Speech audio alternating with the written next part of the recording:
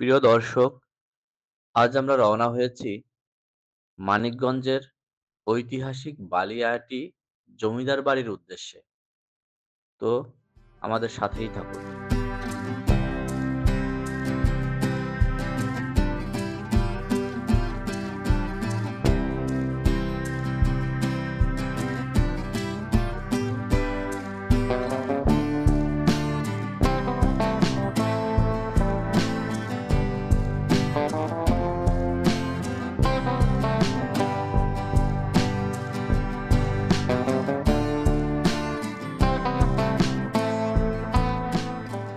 প্রিয় দর্শক, আসসালামু আলাইকুম।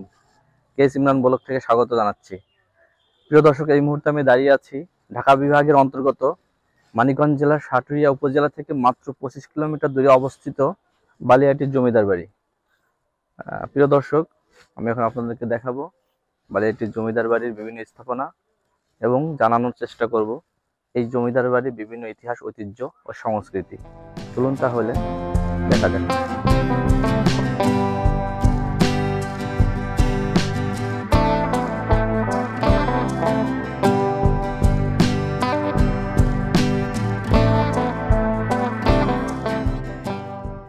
প্রিয় দর্শক, আমরা এখন টিকিট কাউন্টারের সামনে।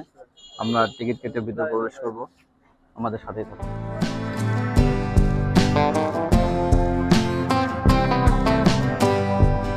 প্রিয় দর্শক, আমরা এখন জমিদার বাড়ির ভিতরে প্রবেশ করেছি। তো জমিদার বাড়ির রয়েছে মোট 7টি দালানের সমাবেশ। তার মধ্যে প্রথম সারির দক্ষিণ দিকে 4টি বিল্ডিং দেখা যাচ্ছে। তো এখানে মূলত তাদের ব্যবসায়িক কাজে ব্যবহৃত হতো এবং পিছনে রয়েছে 3টি বিল্ডিং, যেটা তাদের ছিল অন্দরমহল।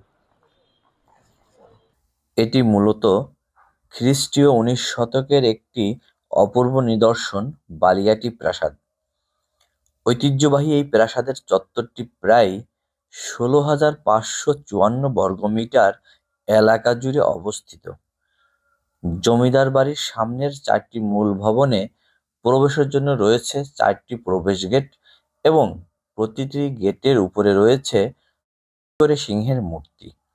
মোট 7টি স্থাপনা ও একটি পুকুর নিয়ে বালিয়াটি জমিদার বাড়িটি এখন কালের সাক্ষী হয়ে দাঁড়িয়ে আছে। একটি নিম্নবিত্ত সাহা পরিবার থেকেই বালিয়াটি জমিদার বংশের উদ্ভব হয়। জানা গেছে, সাহা নামে এক কিশোর ভাগ্য অন্বেষণে বালিয়াটি আসেন এবং জনৈক পান ব্যবসায়ীর বাড়িতে চাকরি নেন। পরে মহেশরামের ছেলে গণেশরাম লবণ ব্যবসায়ী উন্নতি লাভ করেন। গণেশরামের 4 ছেলের মধ্যে একজন হলো গোবিন্দরাম। তিনি বিয়ে করেন এই বালিয়াটিতেই। মূলত গোবিন্দরাম সাহা ছিলেন খ্রিস্টীয় 18 শতকের মাঝামাঝি সময়ে ভারতীয় উপমহাদেশের একজন বড় মাপের লবণ ব্যবসায়ী।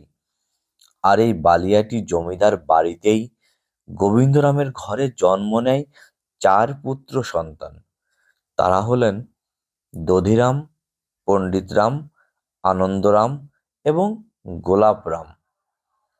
4 ভাইয়ের আলাদা আলাদা যেমন ব্যবসা ছিল এবং তারা সামনের 4টি প্রাসাদ আলাদাভাবে ব্যবসায়িক কাজ পরিচালনা করতেন এবং পিছনের ভবনগুলোতে তারা বসবাস করতেন। প্রিয় দর্শক, এটা হলো গোবিন্দরাম সাহার বড় পুত্র দধিরাম সাহার ভবন, যেখানে তিনি বসবাস করতেন এবং তার ব্যবসায়িক কাজ পরিচালনা করতেন।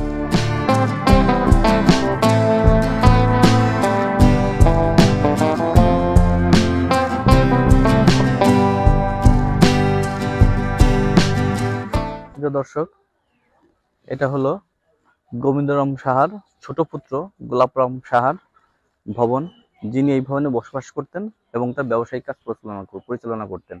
এবং তার এখানে প্রতিটা ভবনের সামনে রয়েছে তার নিজস্ব ফটক এবং উপরে সিংহের মূর্তি।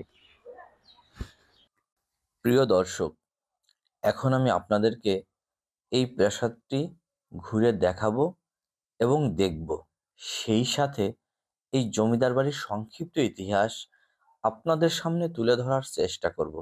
ততক্ষণ আমাদের সাথেই থাকুন।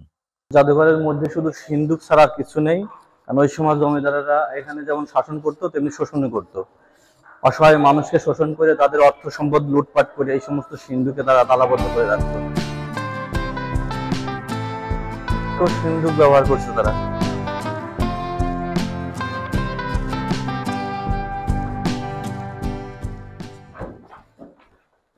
প্রিয় দর্শক, আমরা এখন দোতলায় যাচ্ছি। কাঠের সিঁড়ি,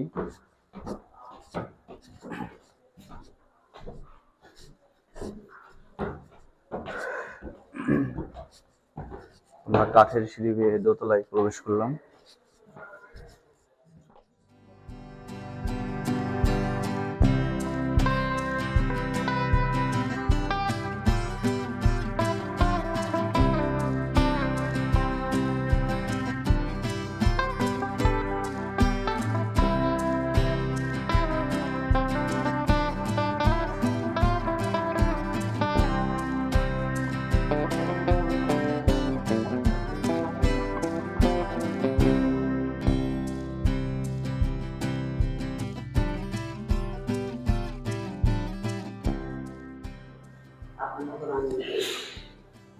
জমিদারদের ব্যবহৃত আরাম কেদারা।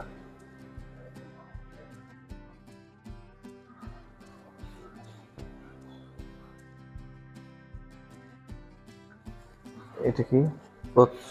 প্রবেশ করবেন না। শ্বেত পাথরে অলঙ্কৃত খণ্ড।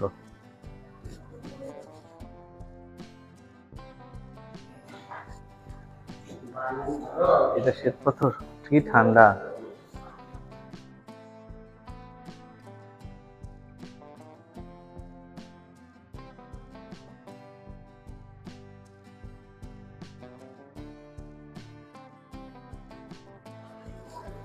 ফুলদানির অংশ বিশেষ, ডেলাইট, হারিকেন,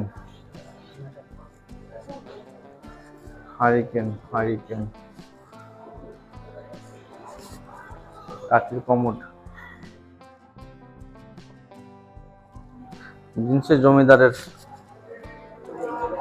কাঠের আলমারি। হ্যাঁ, প্রস্থান।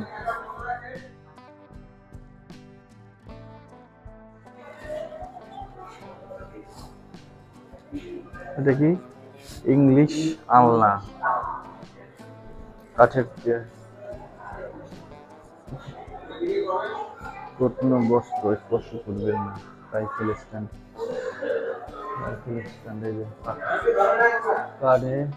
কাঠের পাদস্তম্ভ, গরম পানির কলস বা গরম পাত্র রাখার কাজে ব্যবহৃত হতো।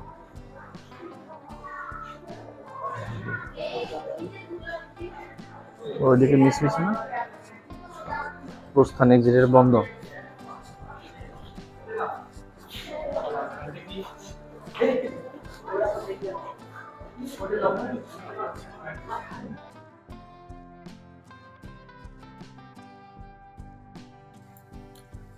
জমিদার পরিবারের বিভিন্ন উত্তরাধিকারের মধ্যে কিশোরীলাল রায় চৌধুরী, রায় বাহাদুর, হরেন্দ্র কুমার রায় চৌধুরী তৎকালীন শিক্ষা খাতে উন্নয়নের জন্য বিখ্যাত ছিলেন।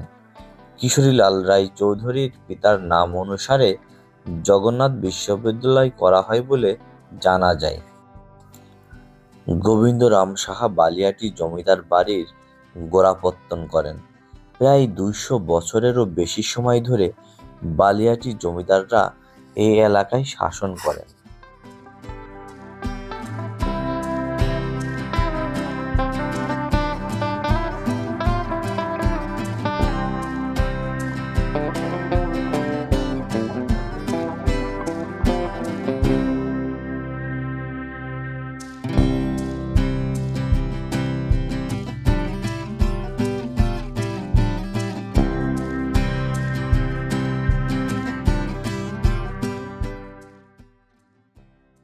প্রিয় দর্শক, এটা হচ্ছে জমিদারদের হাম্মামখানা।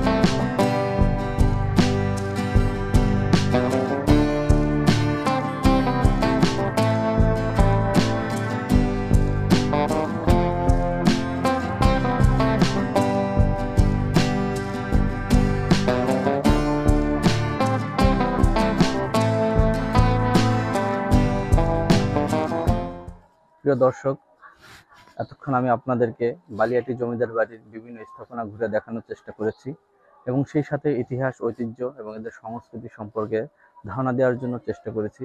জানি না কতটুকু আপনাদের ভালো লেগেছে। তবে ভালো লাগুক আর মন্দ লাগুক, অবশ্যই আপনারা আমাদের কমেন্টসে জানাবেন এবং আমাদের সাথেই থাকবেন। ধন্যবাদ।